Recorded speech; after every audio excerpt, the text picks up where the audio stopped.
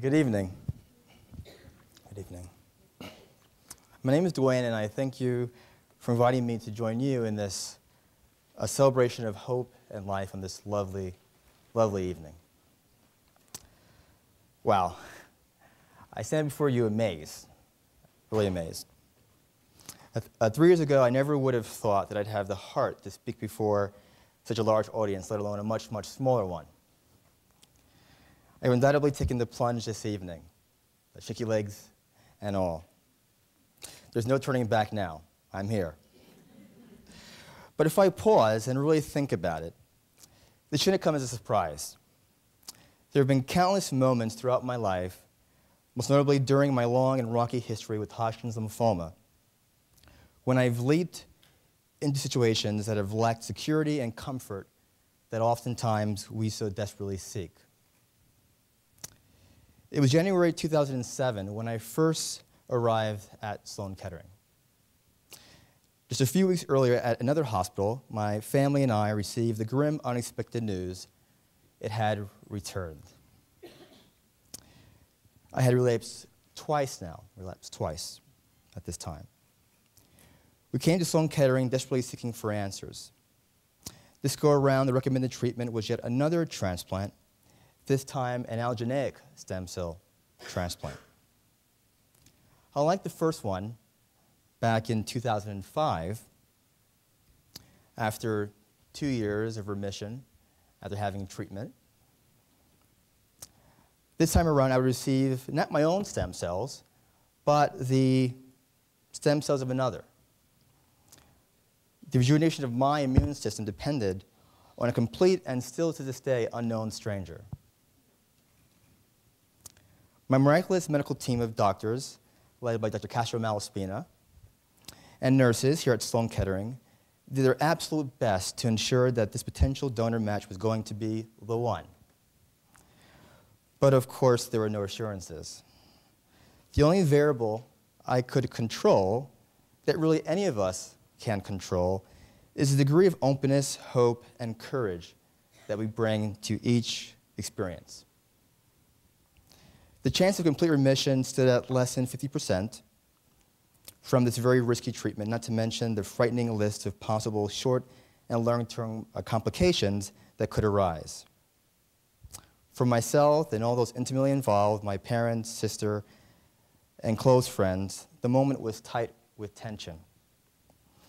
In the face of such disheartening odds, I could have easily walked away in favor of a less risky treatment, such as a well-tried chemo cocktail or a clinical trial, buying time in the hope of a more effective and safer treatment. But once again, however, I took the plunge, shaky legs and all. I pressed forward, hopeful but uncertain of a cure. On this day, the 1,030th day since I received the life-giving stem cells of that nameless donor, I stand before you Hodgkin's-free, just 2 months shy of my 30-year anniversary. Moreover, I stand just about ready. I admit I have a few last-minute items to pack and errands to run before I embark on another journey, a journey made all the more remarkable considering where I've been.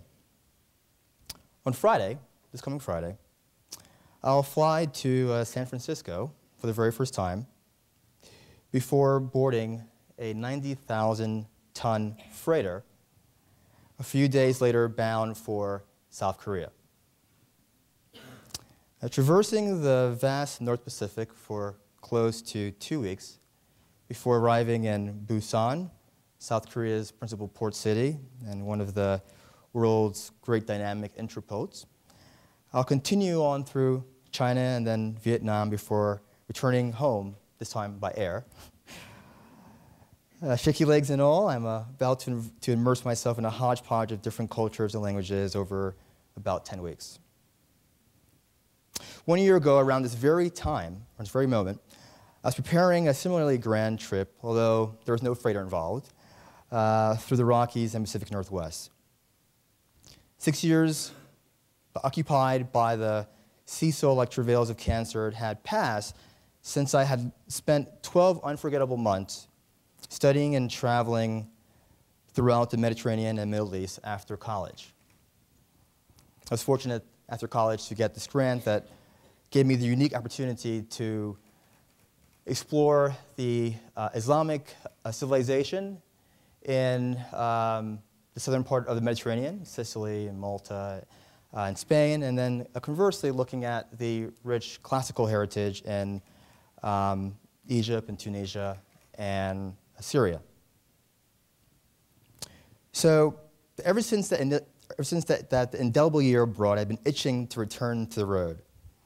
After those 6 years had passed, it looked like 2009 was finally going to be it. My post-transplant recovery was progressing flawlessly. There wasn't a hiccup to be found.